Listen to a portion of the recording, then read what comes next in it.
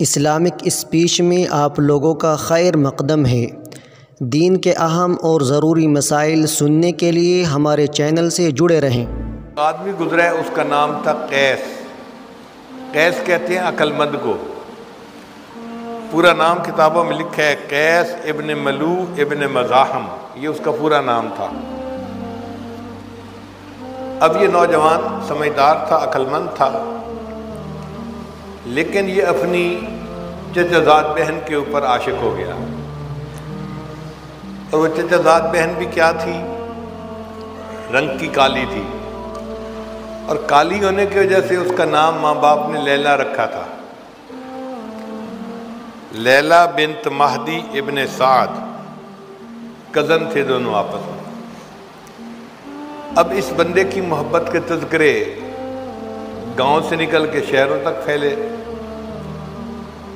تو ایک مرتبہ باپ نے کہا کہ قیس، تیری بدنامی کی وجہ سے مجھے بہت ذلت اٹھانی پڑتی ہے، تو کیا ایک لڑکی کے پیچھے لگ گیا ہے اور تو نے خاندان کی عزت کو دھبا لگا دیا، چل میرے ساتھ حرم میں اور چل کے اس محبت سے توبہ کر۔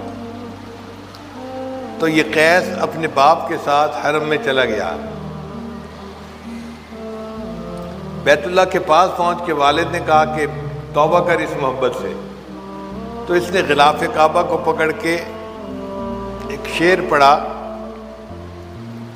الہی تبت من کل المعاصی، الہی تبت من کل المعاصی ولکن حب لیلا لا اتوب، اے اللہ ہر گناہ سے میں توبہ کرتا ہوں، لیلا کی محبت سے توبہ نہیں کرتا۔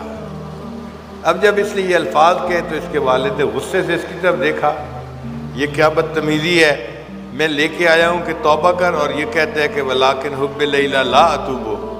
تو سمجھدار تو تھا ہی صحیح، اس نے جب دیکھا کہ والد نے خفا ہو کے دیکھا ہے تو اگلا شعر پڑھا، الہی لا تسلبنی حبہا ابدا، اے اللہ اس لیلا کی محبت کبھی میرے دل سے سلب نہ کرنا، وَيَرْحَمَ اللَّهُ عَبْدًا قَالَ آمِينَ، اور جو میری دعا پر آمین کہہ دے اللہ اس بندے کے گناہوں کو بھی معاف کر دے۔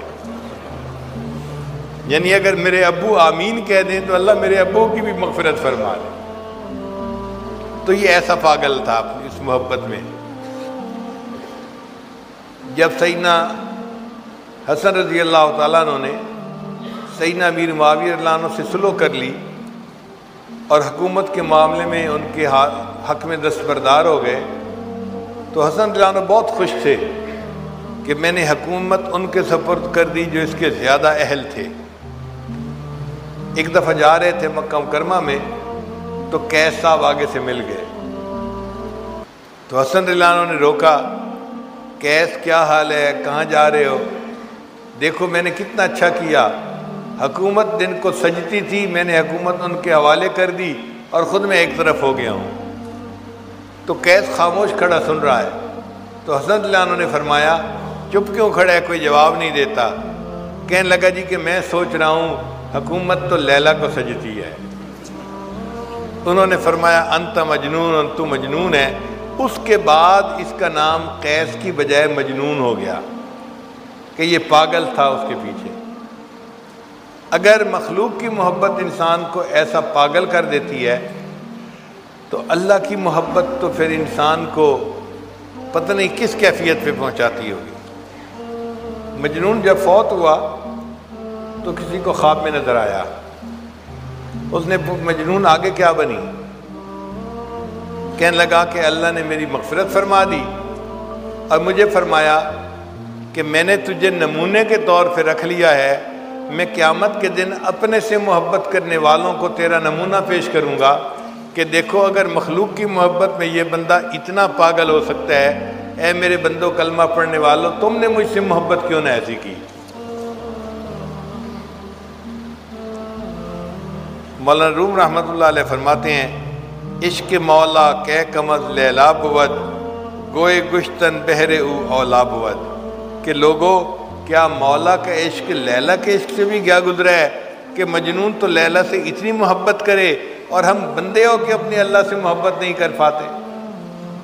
ایک حاکم میں وقت تھا، اس نے لیلا مجنون کی باتیں سنی تو اس کو خیال آیا کہ پتہ نہیں یہ لیلا کتنی حور پری ہوگی کہ مجنون اس کے پیچھے اتنا دیوانہ بنا ہے۔ اس نے پولیس کو کہا کہ لیلا کو میرے سامنے لاؤ، میں دیکھوں تو صحیح۔ اب جب لیلا آئی تو وہ تو ایک عام سی لڑکی تھی، کالے رنگ کی۔ تو بادشاہ نے اسے کہا از دیگر خوباں تو افزوں نیستی، اے لیلا دوسری خوبصورت عورتوں سے کوئی بڑھ کر تو حسین نہیں ہے، گفت خاموش کیوں تو مجنوں نیستی۔